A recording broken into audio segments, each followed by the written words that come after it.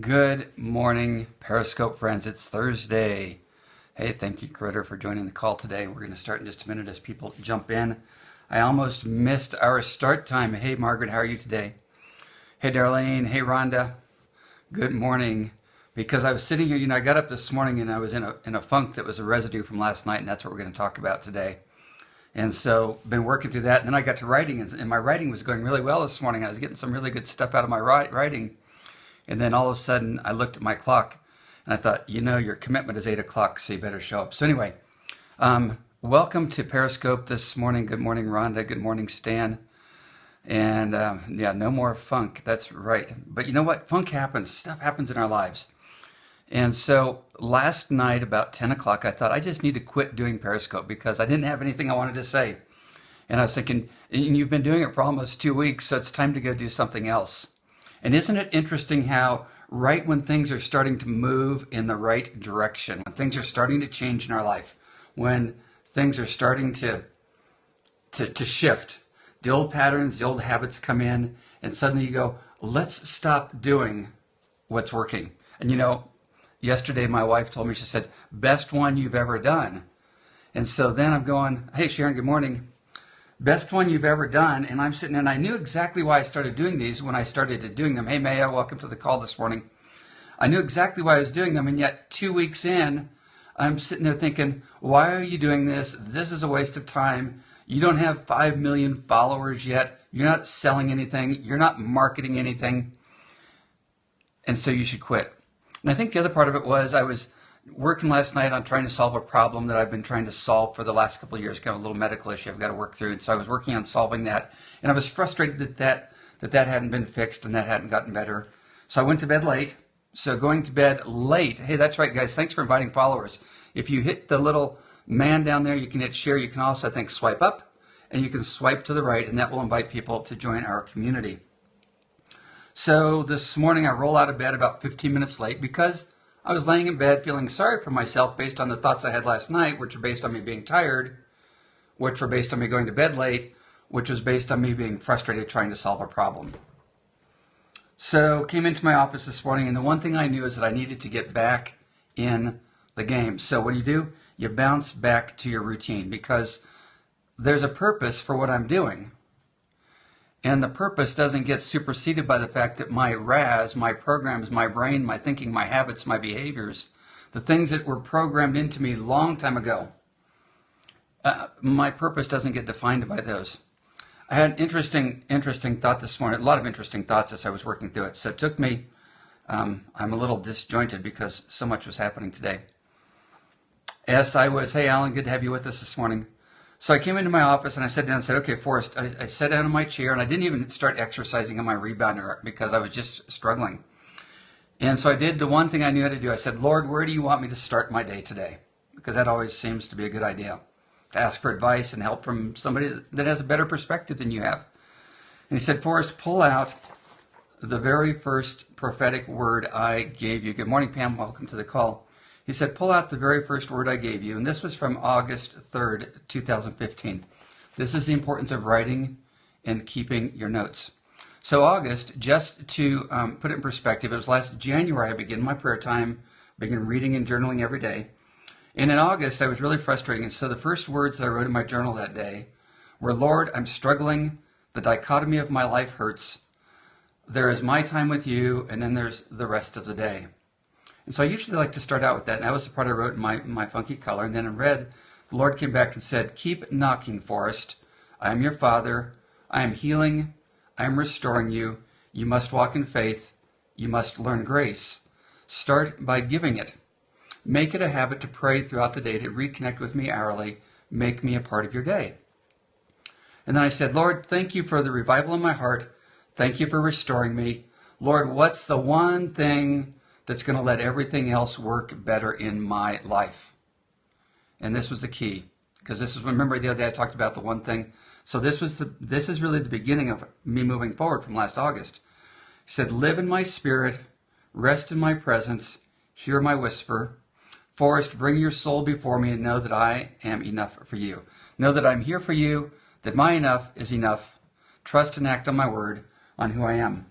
So anyway, that went on for 8 pages.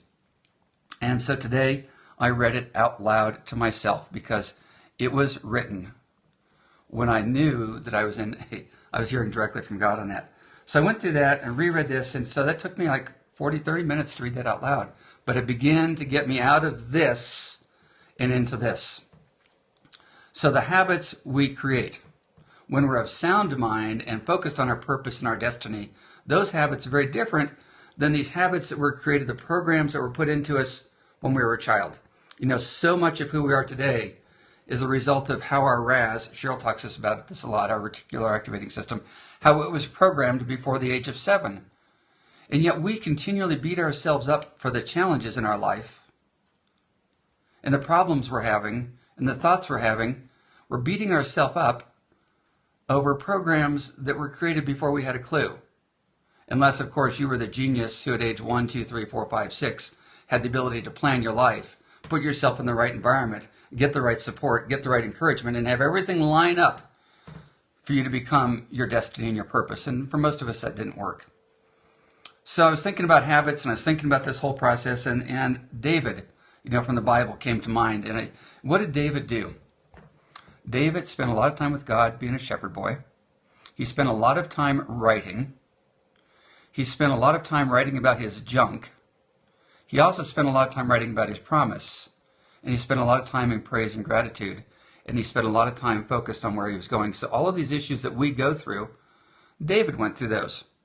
And here's what's interesting. I thought, we talk about looping on our junk. It turns out that David looped on his junk. And we talk about the challenges we have in our home and our family life. David he actually grew up in a pretty good home. So he had a lot going for him. And he still had the challenges that we have today.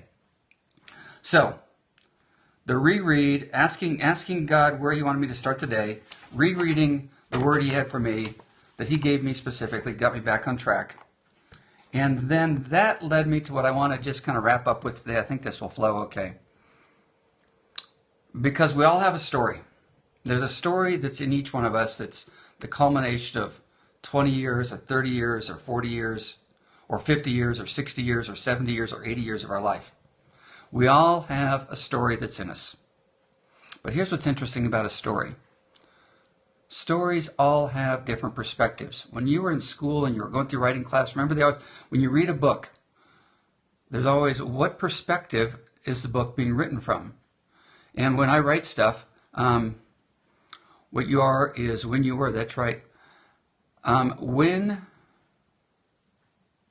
Catch my thoughts. When you write a book, you get to decide the perspective. Now, the key to a successful book is you maintain the perspective throughout the book. And so the challenge I think we have with our lives is we change our perspective back and forth all the time. So if we have a story that's in us, the first thing we get to decide is what perspective are we going to tell our story from? Are we going to tell the perspective of our mess, from the perspective of our parents, from the perspective of the teachers and the kids that messed us up in grade school or high school, from the perspective of the kid that got beat up by the bullies? Or are we going to tell our story from the perspective of where we're going? So perspective number one. And when you get off track when you're writing a book, what you do is you go get yourself back on track and you go back and you switch the perspective. Number two, we have a choice on how we tell our story.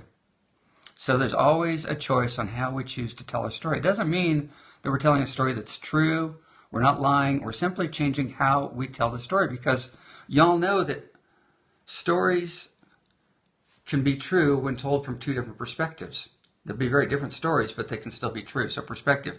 The next question is, to whom are we telling our story? Is the story something we're telling to ourselves? Is it a story we're taking to the world? What's the purpose of our story? Who are we telling it to? What perspective are we telling it from? And what's the purpose of our story?